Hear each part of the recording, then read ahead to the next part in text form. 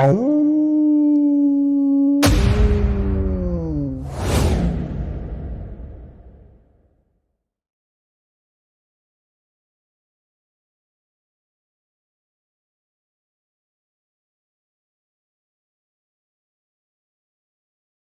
are we going to do when they find us, Morel? The girl asks him. The careers, I mean. I don't know. We don't stand a chance against the careers. I wish that I was strong enough to protect you from them, Maple.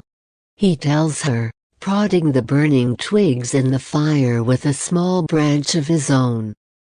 I wish our mentor had helped us a bit more. I wish a lot of things.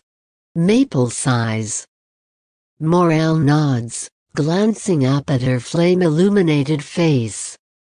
Me too. When I die, she says, I want it to be fast. I want to be by you, by someone from home, when it happens. I want to know that I'm not alone when I die.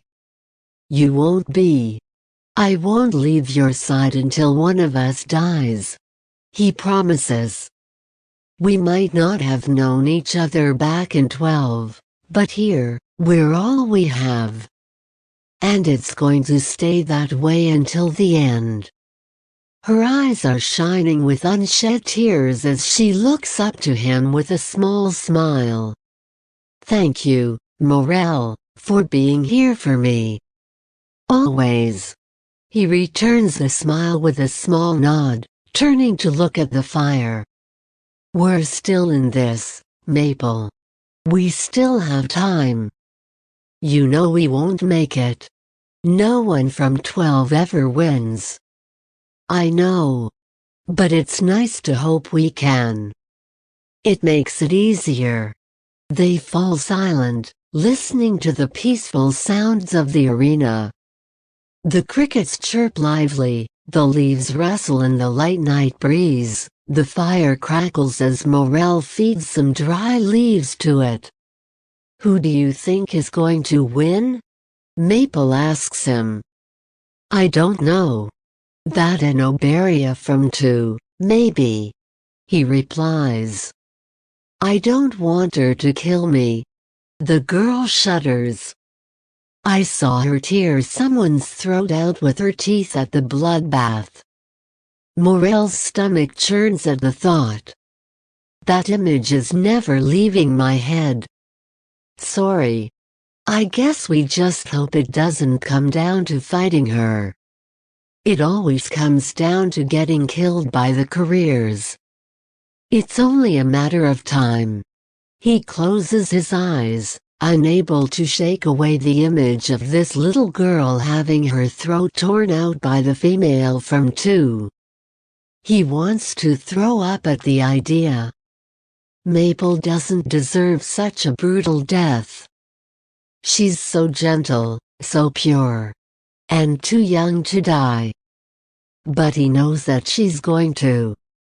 The idea comes to him before he can even clear his thoughts. Perhaps he could kill the girl himself?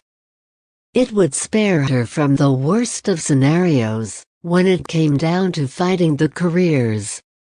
He wouldn't have to watch an Oberia violently bite into her neck and tear at the flesh. He swallows and stands up, grabbing his sword as he takes a couple of steps away from their camp. Guilt racks at him, even though he's not yet done anything. Where are you going? Just for a walk. I'll be back soon. Can't I come with you?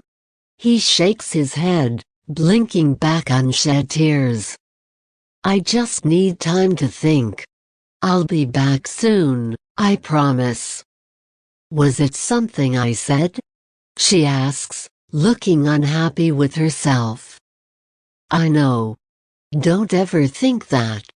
Morel manages to retort. I'm scared, Maple. I don't want to lose you. I don't want to lose you either. The girl smiles sadly and rises to her feet, wrapping her arms around his middle. "I'm sorry, Morel."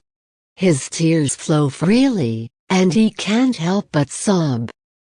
He lifts his sword and manages to plunge it into her stomach. "I am too, Maple." Morel hears her gasp as the blade enters her body. He sobs harder as he steps away and removes the blade, the crimson liquid shining in the light of their campfire. She crumbles to her knees, her own tears slipping from her gentle eyes. It hurts not to see betrayal there, but understanding and acceptance in its place. I am sorry." He chokes, sliding down to his own knees and cradling her to him.